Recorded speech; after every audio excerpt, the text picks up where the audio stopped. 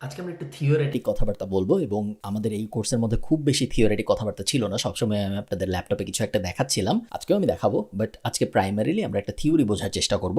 সেটা হলো আপনি যখন এসইও এক্সপার্ট হিসেবে কাজ করবেন তখন আপনি একটা টার্মের সাথে বিভিন্ন সময়ে এটার ইউ উইল কাম অ্যাক্রস, যেটা হইল গিয়ে white hat SEO versus black hat SEO. White hat এবং ব্ল্যাক হ্যাট এই কনসেপ্টটা আসলে আসছে হইল হ্যাকিং এর থেকে। সাধারণত হোয়াইট হ্যাট হ্যাকার এবং ব্ল্যাক হ্যাট হ্যাকার বলে একটা ব্যাপার আছে। হোয়াইট হ্যাট হ্যাকার হলো তারা যারা আসলে ভালো হ্যাকার, এরা ওয়েবসাইটের ভালনারেবিলিটি, ওয়েবসাইটের ঝামেলাগুলো খুঁজে বের করে এবং তারপরে ওয়েবসাইটের মালিকদের জানায়। বদলে তারা কখনো কখনো মালিকদের কাছ থেকেই টাকা পায়। ফেসবুক, গুগল, অ্যামাজন সহ বড় বড় সব কোম্পানির এই হ্যাকারদের, হোয়াইট হ্যাট হ্যাকারদের জন্য প্রোগ্রাম আছে যেগুলোকে বলে বাউন্টি প্রোগ্রাম। আপনি যদি অ্যামাজনের ওয়েবসাইটের কোনো একটা বড় ভুল খুঁজে বের করতে পারেন, ফেসবুকের কোনো একটা বড় ভুল খুঁজে বের করতে পারেন, আপনি ফেসবুক বাউন্টি প্রোগ্রাম লিখে সার্চ দিবেন গুগলে, দেখবেন ফেসবুক টাকা দেয় প্রবলেমগুলো আপনি যদি ফিগার আউট করে দিতে পারেন তাহলে সেই জন্য। সেগুলো হোয়াইট হ্যাট হ্যাকারদের কাজ। ব্ল্যাক হ্যাট হ্যাকার উল্টা। ব্ল্যাক হ্যাট হ্যাকার হইলো যারা আপনার ক্রেডিট কার্ডের তথ্য চুরি করে, আপনার ওয়েবসাইট হ্যাক করে নিয়ে যায়। বাংলাদেশ আর মায়ানমারের যখন যুদ্ধ হয় তখন মায়ানমারের হ্যাকাররা বাংলাদেশের সব ওয়েবসাইট বন্ধ করার চেষ্টা করে, বাংলাদেশের হ্যাকাররা মায়ানমারের সব ওয়েবসাইট বন্ধ করার চেষ্টা করে।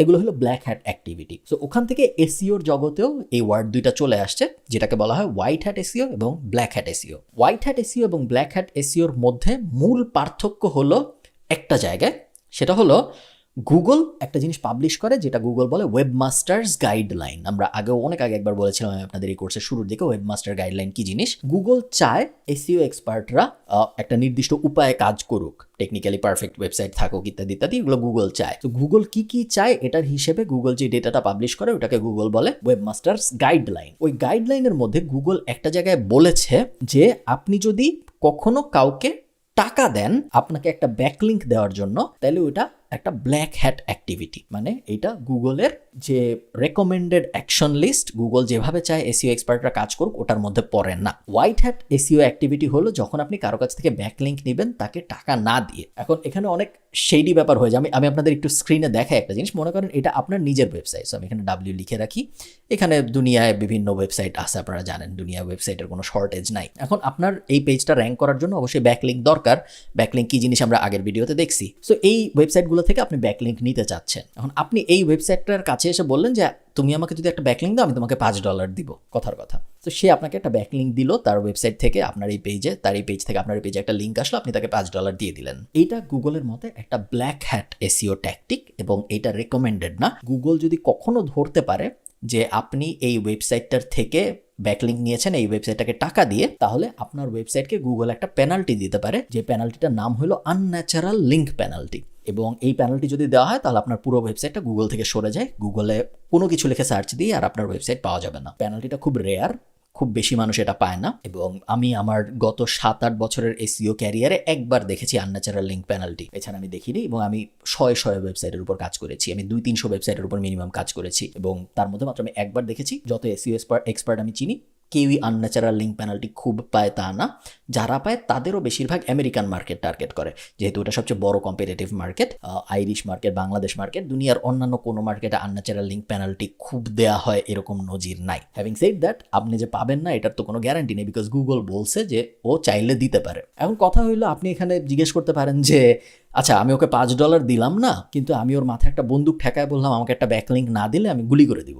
গুগলের গাইডলাইনে তো এটা বলা নাই যে বন্দুক ঠেকানো যাবে না, তাই না, বা গুলি করা যাবে না, বলা হয়েছে টাকা দেওয়া যাবে না। তো তখন আমরা বুঝতে হবে যে এইখানে এই লাইনটা আপনার নিজের বানাইতে হবে যে গুগল বলছে কাউকে ইনফ্লুয়েন্স করা যাবে না ব্যাক লিঙ্ক দেওয়ার জন্য, লিঙ্ক আসতে হবে ন্যাচারালি। উইকিপিডিয়া যখন একটা আর্টিকেল পাবলিশ করে, বা বিজনেস ইনসাইডার যখন একটা আর্টিকেল পাবলিশ করে, বা প্রথম আলো যখন একটা আর্টিকেল পাবলিশ করে, আর্টিকেলের ভিতরে ওরা যখন লিঙ্ক বসায় ওরা কিন্তু ন্যাচারালি লিঙ্ক বসায় ওই আর্টিকেলটা আরো ভালো করার জন্য। আমি মনে করেন এখন যদি একটা স্পেস ট্যুরিজম নিয়ে একটা আর্টিকেল লিখি, আমি ওই আর্টিকেলের মধ্যে যদি স্টার লিঙ্কের লিঙ্ক বসাই, বা আমাদের স্পেস এক্সের লিঙ্ক বসাই, বা অ্যামাজনের যে ব্লু অরিজিন ওইটার লিঙ্ক বসাই, তাহলে আমার নিজের আর্টিকেলটাই সমৃদ্ধ হবে। আমি এই জন্য এটা করতেছি না কারণ স্পেস এক্স আমাকে টাকা দিছে একটা ব্যাকলিঙ্কের জন্য, বা ব্লু অরিজিন আমাকে টাকা দিছে একটা ব্যাকলিঙ্কের জন্য। আমি আমার নিজের আর্টিকেল সমৃদ্ধ করার জন্যই ওই ব্যাকলিঙ্কগুলো বসাচ্ছি, আমার স্পেস এক্সের সাথে কখনো কোনো কথাই হয়নি। গুগল এটাই চায় যে মানুষ তার নিজের আর্টিকেলকে সমৃদ্ধ করার জন্যই আপনাকে লিঙ্ক দেখ।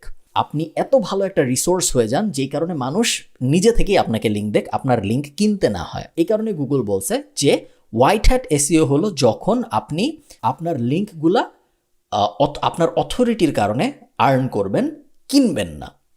ঠিক আছে, হ্যাভিং সেড দ্যাট, বেশিরভাগ এসইও এক্সপার্ট এটা পুরোপুরি ফলো করে না। এসইও এক্সপার্টরা নিজেদের আরেকটা নিয়ম বানায় নিছে, যেটাকে ওরা বলে গ্রে হ্যাট এসইও, যেটার মানে হলো হ্যাঁ আমি ইনফ্লুয়েন্স করতে পারি অনেকভাবে, হয়তো আমি চেষ্টা করব টাকা না দিতে, বাট আমি তোমাকে লিঙ্ক দিব, তার বদলে তুমি আমাকে কিছুদিন পর লিঙ্ক দিবা, বা আমি তোমার সাথে ভালো একটা রিলেশন বানায় লিঙ্ক দিব, বা আমি তোমার পডকাস্টে যাব, তার বদলে তুমি আমাকে লিঙ্ক দিবা। অনেক অনেক স্ট্র্যাটেজি জন্মাইছে গত 5-6 বছরের মধ্যে এই লিঙ্ক নেওয়া দেওয়ার ক্ষেত্রে।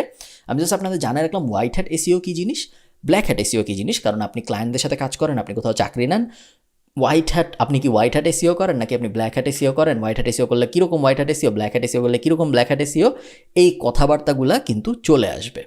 কিছু আছে এক্সট্রিম ব্ল্যাক হ্যাট এসইও, যেইখানে কি হয়, আপনি যদি আমার স্ক্রিনটা দেখেন, এটা তো আপনার ওয়েবসাইট। কিছু মানুষ একসময় করতো কি, নিজেই আরও 30টা ওয়েবসাইট বানাইতো। সো এটা আপনার মেইন ওয়েবসাইট বা এটা আপনার ক্লায়েন্টের ওয়েবসাইট, আপনি নিজেই মনে করেন আরেকটা ওয়েবসাইট বানাইলেন, আরেকটা ওয়েবসাইট বানাইলেন, আরেকটা ওয়েবসাইট বানাইলেন, নিজেই 30-40টা ওয়েবসাইট বানাইলেন, বানায় ওই সব ওয়েবসাইট থেকে আপনার নিজের ওয়েবসাইটকে একটা করে লিঙ্ক দিলেন, আপনার মেইন যে ওয়েবসাইটটা ওটা একটা করে ব্যাকলিঙ্ক দিলেন। সো আপনার যদি 30টা ওয়েবসাইট থেকে থাকে এক্সট্রা, ওই 30টা থেকে আপনি 30টা ইজি ব্যাকলিঙ্ক পেয়ে গেলেন। এই জিনিসটাকে বলা হয়তো পিবিএন, প্রাইভেট ব্লগ নেটওয়ার্ক।